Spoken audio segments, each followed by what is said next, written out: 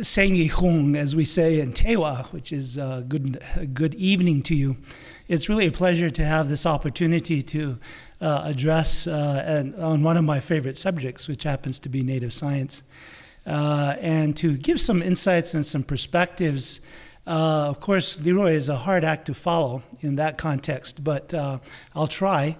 Of course, you know, the work that I've done over these 40 plus years of being an educator, starting really in the sciences, particularly biological sciences, and then moving into science teaching and then into native studies, itself is a journey of exploration of indigenous knowledge in a variety of different kinds of contexts and forms. And so a few years ago, I wrote a book called Native Science, which Leroy was gracious enough to write the foreword to as well, to sort of explore the cultural history of indigenous science and to, in a sense, create that foundation for exploration, not only in terms of the present, but into the future, in terms of the contributions that indigenous people can and will be making, I think, very profoundly making into the future, into the 21st century and beyond. You know, I've written several books that, in a sense, are circular in their thinking and dialogue and reflection about what is indigenous knowledge, what does that mean to indigenous people, and what are the kinds of foundations and perspectives and understandings that entails. So my presentation, getting right into it because of our time, is entitled Astronomy Through Native Eyes, Finding the Dynamic Center of Resonance with the Multiverse. And I'll go ahead and open this to get started on it.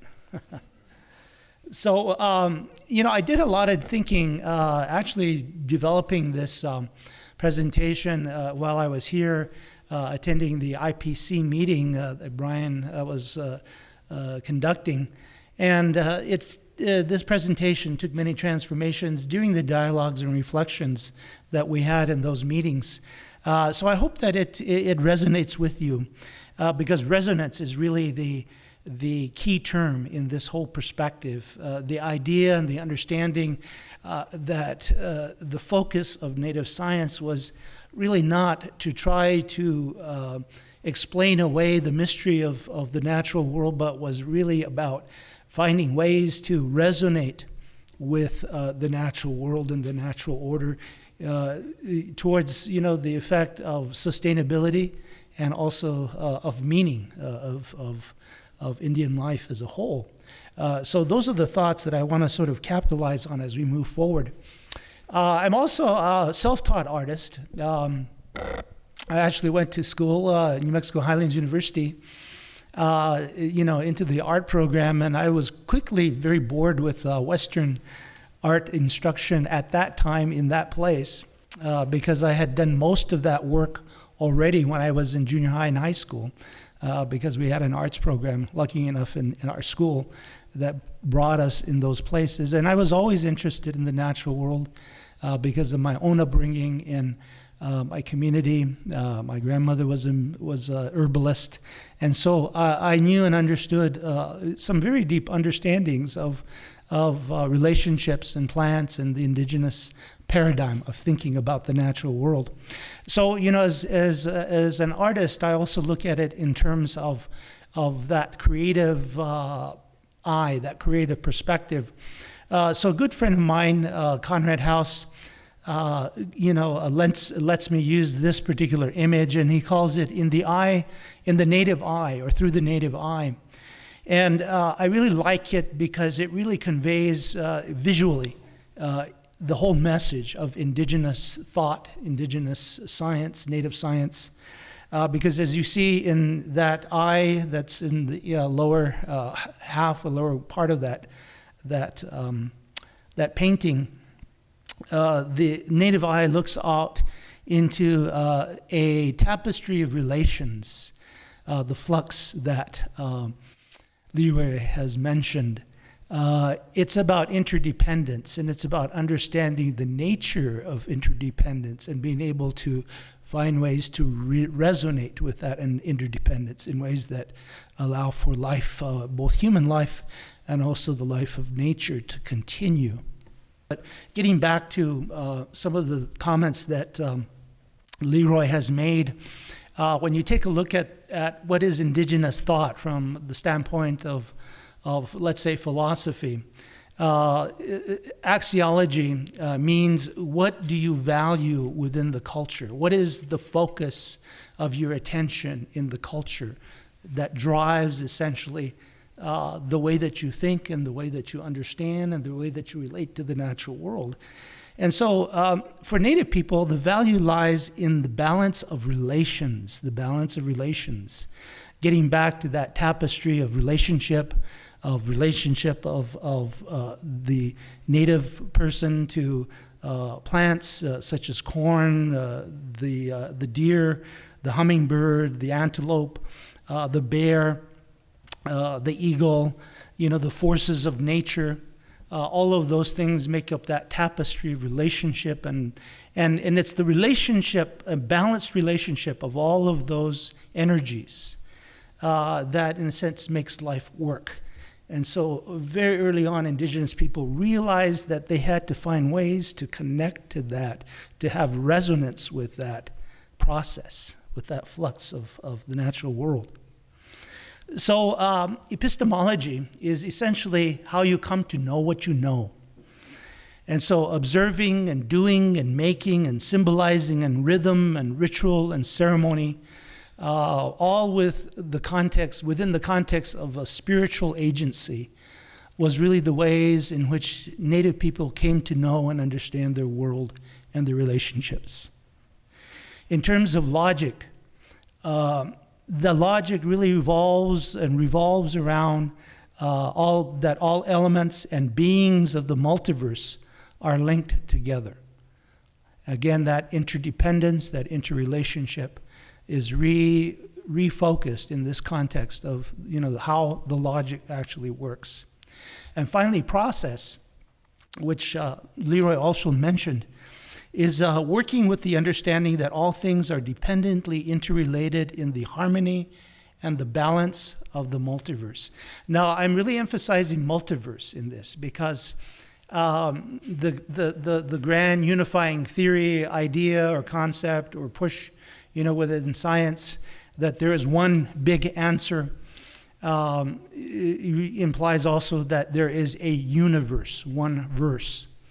And so Indigenous thoughts looks at it in terms of multiverses, from the micro to the macro to the cosmic. And so understanding those perspectives of where Indigenous thought comes from and how it resides and how it operates, I think is very important. So Native science is a product of really a different kind of creative journey. Because all of the knowledge of mankind is really the result of creative journeys, guided by philosophical thoughts that I've just sort of mentioned for Native people. And I use Native science as a kind of metaphor for Native knowledge in all of its different manifestations, all of its different creations. And what it does essentially is it stories the world. And it includes, as I say here, creative ways for living and participating in relationship with the world through processes that I would call seeking life, relationship, and meaning. And so these are the kind of guiding thoughts, if you will, the first insights that, in a sense, characterize much of Indigenous thinking, manifests in songs, in dances, in ways of community, in art forms, on and on and on. So what's the creative context of this whole business of seeking life? Because if you actually take a look at Indigenous languages, many Indigenous languages have a term or word or metaphor that refers to this process, you see, of seeking life.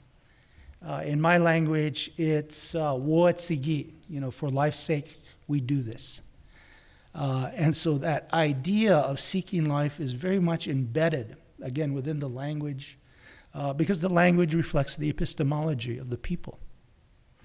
So this natural creativity includes both an implicit and explicit order that is in constant flux and dynamic activity.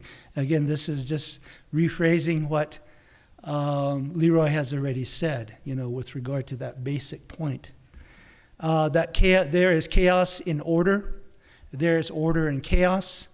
That what we would call in the biological sciences, there is a complex adaptive system, constantly, in a sense, evolving, developing, and really bringing order within disorder and back again. So there's that constant flux. And it's a fractal process, which means that it has its own logic as it emerges into the world. So all of those concepts and ideas are expressions of this dynamic principle that Indigenous people have referred to, in their languages, in their stories, but metaphorically, not directly, but through metaphor. And so this idea of sense, perception, and creative participation.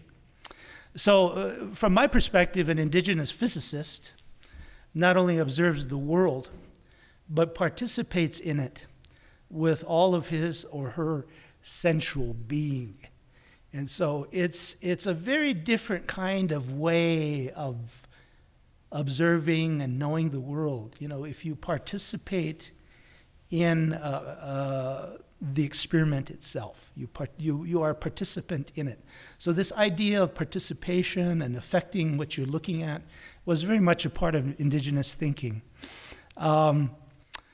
And therefore, becoming open to the natural world with all of one's senses, the body, mind, and spirit, is really the goal of Native science.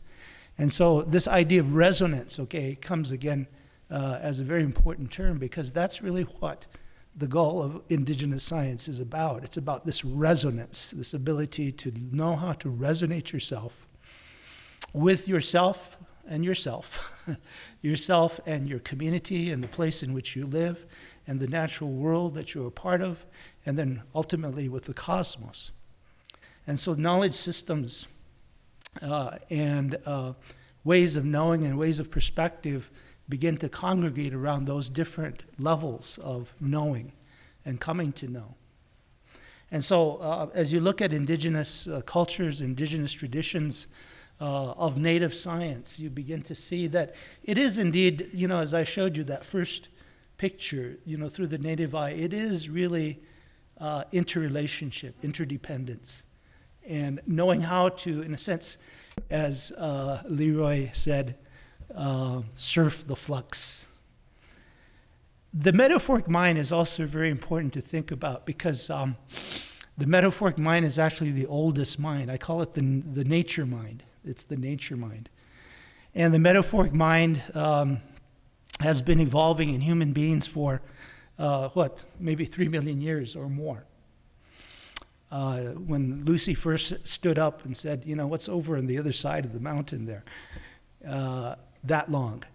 And it's really, its greatest explosion of development really happened about 70,000 years ago in the Paleolithic era. And that when you all of a sudden began to see depictions of animals, depictions of plants, depictions of, this is, in a sense, could be said to be the creation of, or the beginning of human art, as we know it, as we begin to understand it today. So Native science works, with the rational and metaphoric mind simultaneously. I know that's hard to kind of fathom, but it's having two minds and applying them both simultaneously as you need to do so. And so Indigenous people develop those kinds of habits of mind. And really our ceremonies and our rituals are developed in such a way to develop exactly those processes, those ways of understanding the world and those abilities of the mind, because we do have the ability, as we know from brain research, to create and to understand and to have completely different thoughts simultaneously within our thinking. And so that was something that Native science worked with, Native people worked with. So its processes are tied to creativity, to perception, how you see something, to creation and understanding of how you image something, to physical sensing, how you feel it, and also to intuition, which is really that holistic, whole body thinking. So all of those aspects are part of the metaphoric mind. That's why you see that in indigenous languages, these kinds of understandings are related metaphorically. As I said, for life's sake we do this, is a metaphor. My first book, Look to the Mountain, is yet another metaphor, linguistic metaphor in Tewa, which is pronounced Pimpiobi, or look to the mountain, which means understand that when you're climbing this mountain or trying to understand something, that there's a path that you have come from, which is your history. There's a place that you are on top of the mountain, which is your present. And there's a perspective that you can see from those mountains, or from the top of the mountain, that is your future and the decisions that you have to make about where you're going to go next. And so there are thousands and thousands of these metaphors in Native languages that epitomize the epistemology of the people themselves. So, as we look at this Native mind, it reveals itself through abstract symbols. Native people are big on symbols, okay? We have a lot of symbols. Besides our metaphors in our languages, we have also key symbols that are packed with our understanding. There's visual spatial reasoning, sound in the form of music and listening, kinesthetic expression, various forms of creative, ecological, integrative, and spiritual thinking. All are being combined in this context of the Native eye looking out into that tapestry of interrelationship. So this is why Native science is expressed through stories, through art, through song, through dance, through ritual, through music, through community, through hunting and fishing, through farming, through healing, through architecture, and astronomies. And we could go on, but those are just a few. So, being an artist, I also studied, what is the relationship that Native people have to art. So, we didn't have a word for art, really. And you're hard-pressed to find a word for art in most Native languages, indigenous languages. But there's a word for the process of creative making. And that process is built around preparation, adherence to natural patterns, polychromatic time. In other words, everything has its own time, the right place and rightful intent, intrinsic well-practiced belief that you're doing and what you're doing, packing a symbol with meaning, a visual, a completion, a giveaway, and the appreciation of intrinsic meaning. So this is kind of the indigenous thinking around the process of art itself, but also, the creation of knowledge, the understanding of that knowledge. As mentioned before by Leroy, spiritual agency, perpetual dynamic, multidimensional harmony. All knowledge is related to creation, perpetuation of the natural world. The other intent is that through this process, we perpetuate not only human beings, but also perpetuate the natural world. Everything has a role. Everything has spirit. All is related. Mutual reciprocity, history, listening, dialogue, appropriate technology, context, dreams, patterns, cycles, elders, ritual knowledge, initiation, story, observing, and renewing life. So I have been given the 5-minute hand, so I'm going to go through this real quick. Look at these images. This is the history of indigenous people and I could have chosen, relationship to plants, relationship to animals, relationship to places, architecture. I could have chosen traditional art forms, So it's a system, and so it doesn't really matter where you come in terms of the doorway. You end up basically in the same space and the same perspectives. So this is astronomy. Baja site in Mexico, about 10,000 years ago. Native people were counting and measuring the moon and the sun, summer solstice and winter solstice numbers of days. Here, right here, in this territory, the medicine wheel tradition began about 10,000 years ago. The development of a systematic way of, in a sense, understanding, trying to understand the meaning and having resonance with the movement of the sun, the moon, and particular stars, ritual, song, dance, art associated with all of that, community building. As you can see, the medicine wheel sites congregated primarily in Alberta, a few as far south as northern Colorado.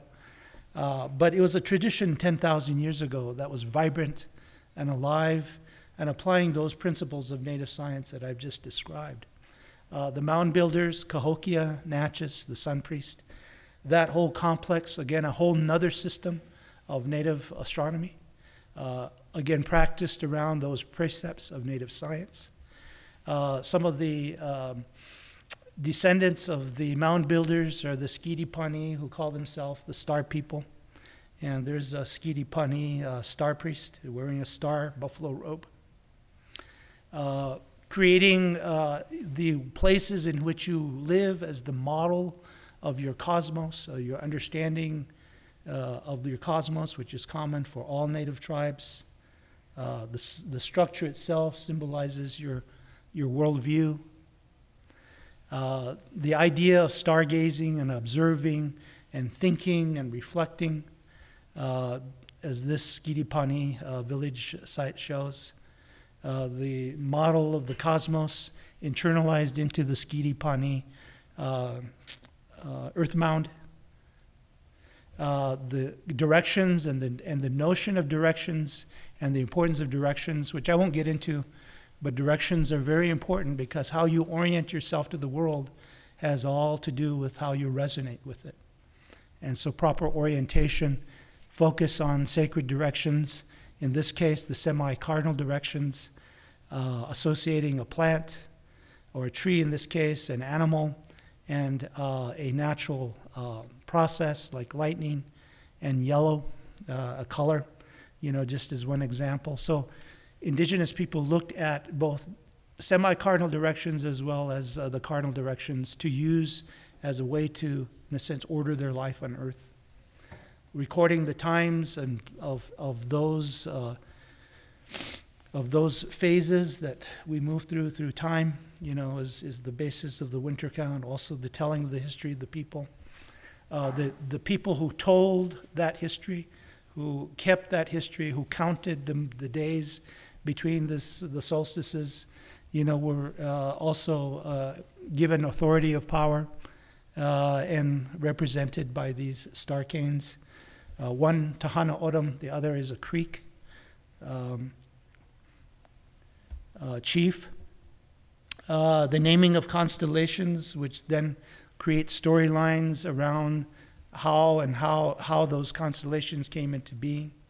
In Chaco Canyon, we have Fajada Butte, on which the sun dagger stones lie, which created a mechanism without any moving parts whatsoever, just sun and just the sunlight and shadow, to mark the center of time for noontime at summer solstice, and also not only that, but also to understand how how this process of resonance could be essentially manipulated, but not, I wouldn't say manipulated, but rather built upon for creating this kind of technology.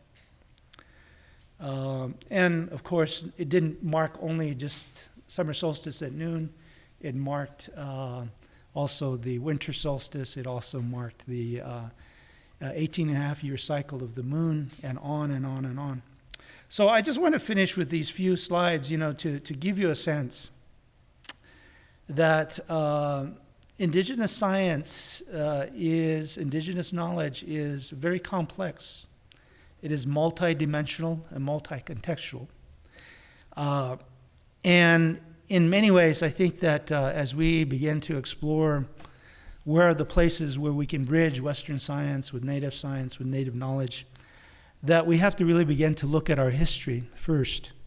Again, using the metaphor of look to the mountain, look at the path that we have been on before, because that's our history.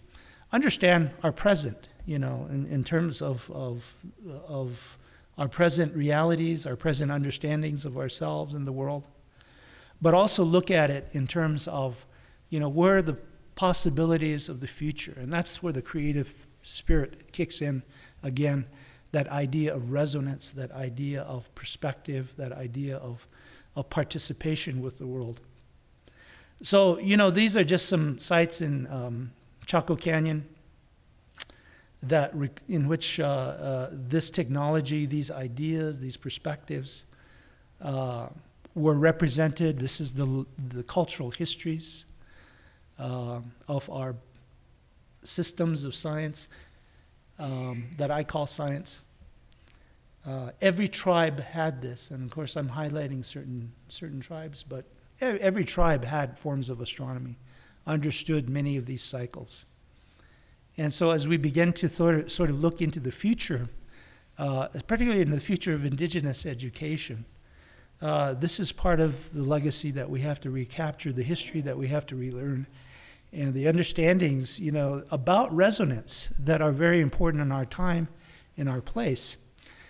Because in this time and place, because of the nature of the human impact on the natural world, we must find some new ideas, new perspectives, new understandings of how to interact and interrelate with the world that really indigenous people have always had, but we have to bring them to the forefront and also bring them into a contemporary expression. And so, you know, I'll leave you with those thoughts, those perspectives. You know, we have hundreds of star stories that metaphorically relate these ideas about relationship, about interdependence, about resonance, you know, with the natural world. And so I think that, you know, our work is great, but I think we have to begin to allow ourselves the space, develop the space to do that. And so guess where the medicine wheels ended up? This is a pet cross. It's also a medicine wheel in the Valley of Mexico. So I'm going to leave you with those thoughts and perspectives. I hope I've given you some insights. You know, there's a lot more to this, but let's leave it at that. Thank you.